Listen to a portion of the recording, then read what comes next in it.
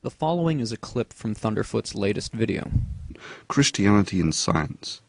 Now let's establish the value of those contributions in different fields from a smart man in order to get a feel for which of these forms of work has a greater value to mankind.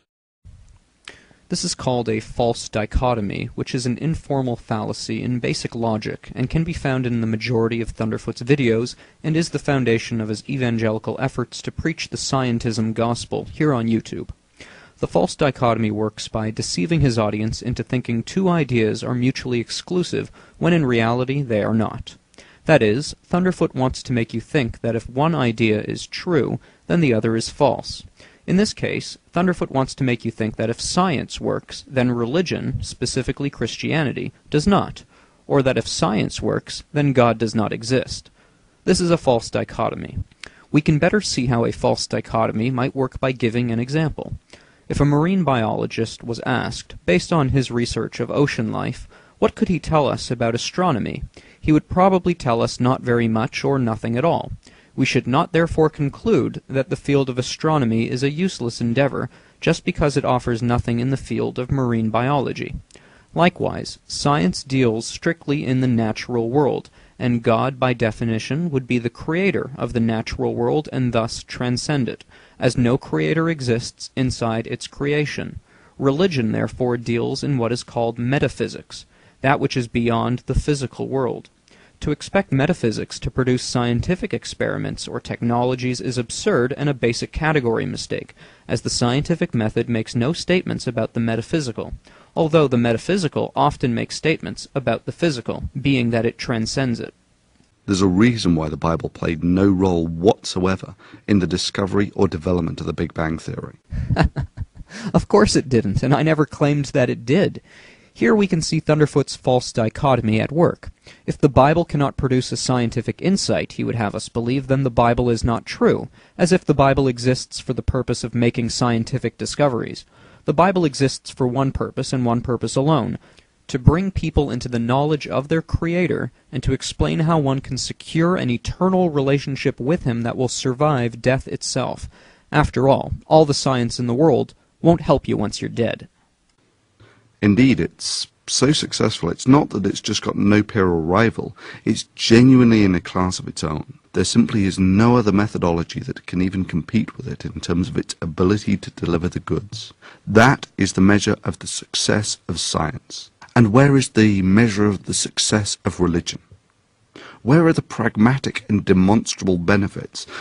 Apparently you really don't spend much time talking to Christians, how their lives have been transformed. I can speak from my own experience.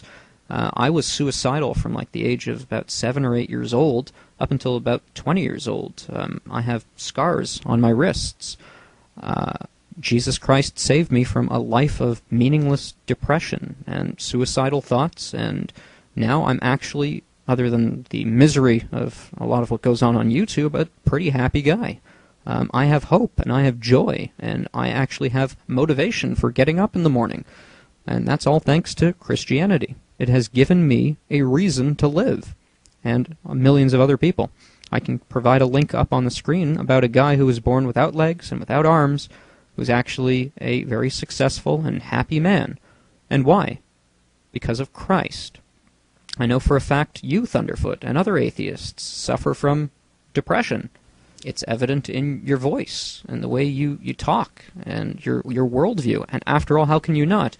I distinctly remember my depression beginning when I was in grade 1, when I was taught evolution and started arguing with my teachers in Hebrew school about why I didn't believe in God anymore. Man is designed, we need God. It is the very purpose of our existence. Without God, life is meaningless, and dark and death is going to absolutely obliterate us, and there is no hope for the future. That is simply a fact of atheism, that it leaves you without hope, and it cripples your ability to live a hopeful, joyful life. So Thunderfoot seems to expect Christianity to be able to build a space shuttle, as if that was Christianity's main aim. Now, it is true that Christianity makes certain claims about the natural world. In fact, the first thing we read in the Bible is a claim about the natural world, that in the beginning, God created the heavens and the earth. Now, while it is true that no information in the Bible contradicts what is known about the beginnings of the universe, after all, the Big Bang Theory states that the universe had a definitive beginning as space and time expanded, which is precisely what the Bible teaches. The Bible does not tell us how to discover this by way of a method. Rather, it simply tells us these facts about how God made the universe, and using the scientific method we can later discover that what God told us thousands of years before was accurate. It is precisely because the Bible contains information regarding the natural world that could not have been known at the time of writing and not discovered until the worldwide acceptance of the scientific method that the information in the Bible is so profound. The one thing that you'll note is that at no point in the last 3,000 years did any of the millions of Christians who have read the Bible say, you know, this Bible's the best source of knowledge in the world. Maybe we should verify some of it and use it to, I don't know, discover modern water treatment or design the odd vaccine. Whatever. Something that might save a few billion lives. Because the Bible has no predictive capability. I would like to challenge that notion. 3,000 years ago, the Bible described the paths of the seas in Psalm chapter 8. In the 19th century, the father of oceanography, named Matthew Murray, after reading Psalm 8, researched and discovered ocean currents that follow specific paths through the seas. Utilizing Murray's data, marine navigators have since reduced by many days the time required to traverse the seas. So, Thunderfoot, your claim that the Bible has never aided scientific research is simply false. Because the Bible has no predictive capability. The Bible does, in one sense, make scientific predictions. That is, what it says predicts something we will later discover. And yet the Bible itself cannot provide a method to make said discoveries because it provides no method for doing so. Which also means it was not the scientific method that led the biblical authors to their keen insights regarding the natural world.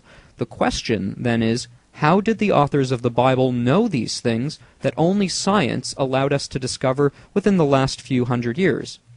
It is for this reason that people like Sir Isaac Newton, myself, and millions of others believe that the Bible is not just the invention of primitive minds, but the self-revelation of God, who gave a witness of himself, written down, containing information that validates his claims to being the Creator, who alone knows that which man does not know.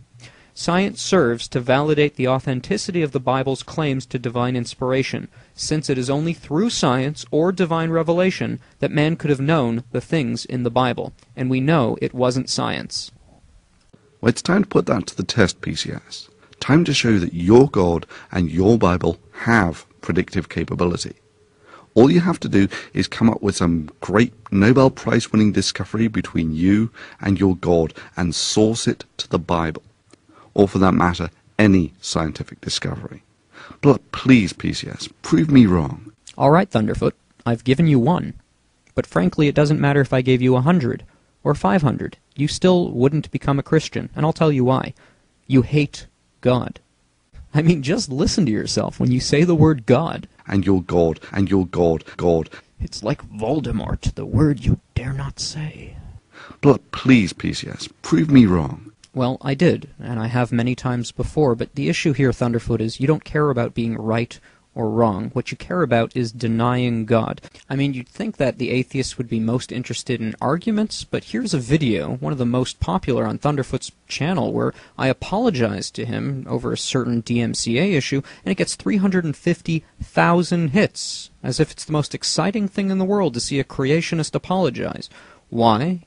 Because to people who hate God, this somehow legitimizes their position. It has nothing to do with intellectual integrity or arguments or persuasiveness. It only has to do with defamation of character, ad hoc attacks, and whatnot, which is, of course, the majority of Thunderfoot's videos. The fact that you call me PCS... But please, PCS, please, PCS, please, PCS. For those of you who don't know, PCS stands for Poster Boy for Creationist Stupidity. Apparently Thunderfoot never got past the infatuation with calling people nicknames in kindergarten. Obviously the nickname implies that creationism is stupid, the idea that God exists and that he created everything, even though there's nothing more natural than believing that the creation is created. After all, if matter, time, and space had a beginning, it must have had a cause. And Thunderfoot doesn't appreciate the fact that science has actually done much to confirm the Bible and what it says, as I've demonstrated in this video. But concerning nicknames, I don't know, man. If I was a 40-year-old single man who made my YouTube career by picking on someone of the same gender who was half my age, all kinds of questions would come up. But you know what? If I was going to sink to your level and give you a punchy little nickname, I would name you PMS, which would stand for Pathetic Mouthpiece of Satan. But I'm not going to sink to your level because, Thunderfoot, honestly, in seriousness, I'm not your enemy. I'm your friend. I've been trying to reach out to you for years now. And every time I reach out my hand, you just bite it. My entire purpose on YouTube, the reason I get up every day and put up with the abuse that people like you put me through, is because I actually genuinely care about your eternity. The Bible makes a prediction, another prediction. This isn't necessarily a scientific one, but it is true, and it will come true of you if you don't take heed. The Bible says there is a place that God has prepared for lawbreakers, people who hate Him, who disobey Him, a place called the lake of fire. It's a place of eternal torment, and you're on your way, and you've deceived an entire group of people, thousands and thousands of people. You've made them hate God and hate Christians, and you've aided in their damnation. And so I'm reaching out to you again, as always, putting my neck out on the line, just trying to bring you to the knowledge of the truth, even though I know I get a lot of flack for it. So anyways, I'm going to put some links up on the screen you guys can check out. Science and religion are not contrary to each other. In fact, I became a Christian because I was an atheist, I believed in the theory of evolution, and science, the study, the systematic study of the natural world, through observable evidence, through testing, through repetition, has demonstrated that evolution, which was the foundation of my worldview, is false. It's for that reason that I came to the knowledge of the truth. So check out some of the links on the screen, check out my website, check out my YouTube channel, and be a little more skeptical of Thunderfoot. He is closed-minded, he does have an agenda, and he is a religious man. He preaches his gospel. He is evangelistic. He wants to convert you. He's no different than me, other than the fact that I'm right and he's wrong.